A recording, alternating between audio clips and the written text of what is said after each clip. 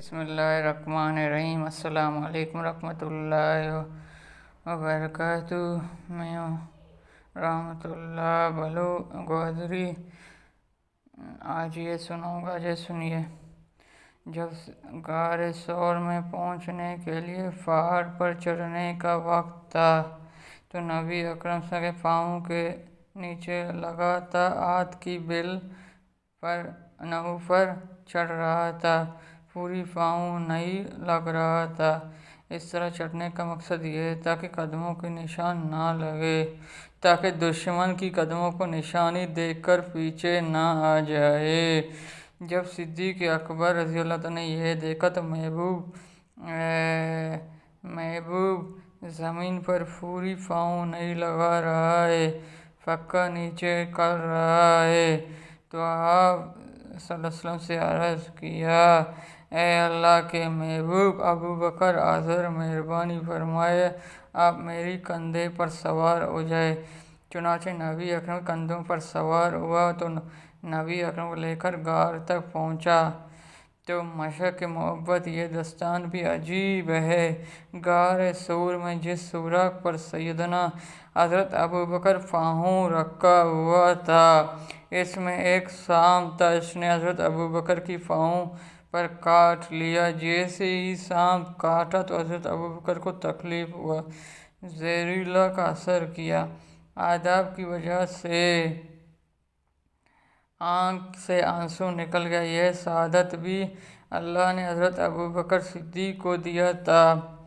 نبی اکرم صلی اللہ علیہ وسلم کی آنکھ کھول گئے تو آپ صلی اللہ علیہ وسلم نے پوچھا، اے ابو بکر کیوں رو رہے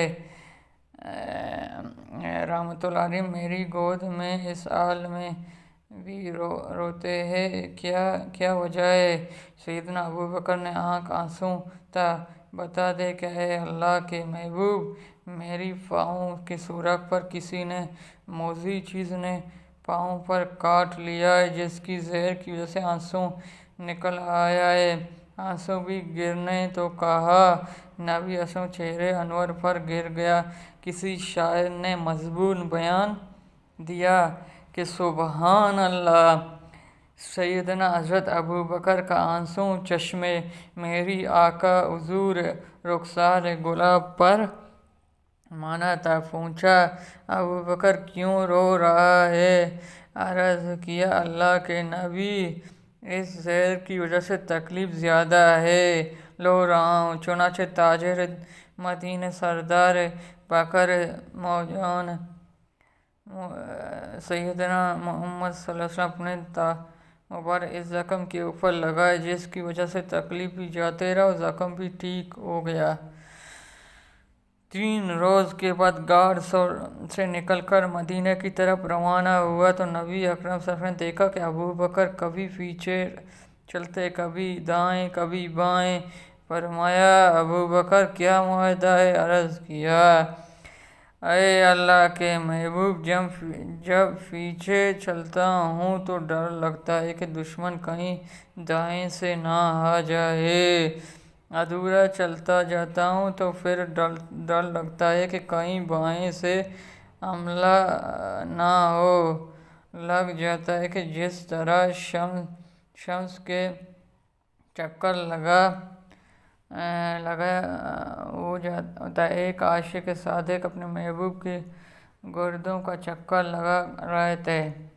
جب نبی اکرم صلی اللہ علیہ وسلم گھر کے قریب پہنچا، بھوک کی وجہ سے آگے سفر رکنا دشوار ہوا تھا۔ حضرت ابو بکر نے امام ابو کی اجازت سے بکری کا دودھ نکالا اور نبی اکرم کی خدمت میں پیش کیا۔ جب نبی اکرم نے خوب جی بھر پی لیا تو ابو بکر خوشی ہوا۔ چنانچہ بعد میں کسی موقع پر یہ واقعہ سناتے ہوئے حضرت ابو بکر نے کہا کہ نبی اکرم صلی اللہ علیہ وسلم اپنے دودھ پیا ہے، خوش ہو گیا۔ عشق نبوی کی یہ کتنی پیاری مثال ہے۔ دودھ تو محبوب خوش فرمایا اور محبوب حقیقت دل خوش سے بھرا نہیں سما، حالانکہ بھوک صدیق کو کر رہے تھے۔ تبھی پہنچا اہل مدینہ، دونوں مہمانوں کا استقبال کیا، مگر چنانچہ انصار پہلے نبی اکرم کی زیارت سے مشروب نہیں ہوا تھا، لہٰذا وہ غلطی سے حضرت ابوبکر کے گرد جمع ہوا۔ لگا کہ ابتدا اتنے کامل تھا کہ تابع مرتکبین میں فرق کرنا مشکل ہوا۔ رابطہ چار ڈار لباس وغیرہ میں اتنے مشابہت تھے کہ نقل اور اصل میں کوئی کرنا مشکل تھا۔ امیر میں تو ہو عشق رسول اکرم صلی اللہ علیہ وسلم کی فوقیت۔ حضرت عمر نے فرمایا کہ نبی اکرم نے ہمیں اتفاق فی سبیل اللہ کا حکم دیا۔ میرے پاس کافی مال تھا، میں سوچا آج میں حضرت ابوبکر سے لے جاؤں گا، چنانچہ میں نے آدھی مال صدقہ کیا۔ نبی اکرم سے پوچھا اہل خانہ کے لیے کیا چھوڑا؟ میں نے عرض کیا کہ مثلاً اس کے برابر اتنے۔ ابوبکر بھی اپنے مال لے کر آئے گا؟ نبی اکرم نے پوچھا اہل خانہ کے لیے کیا چھوڑا؟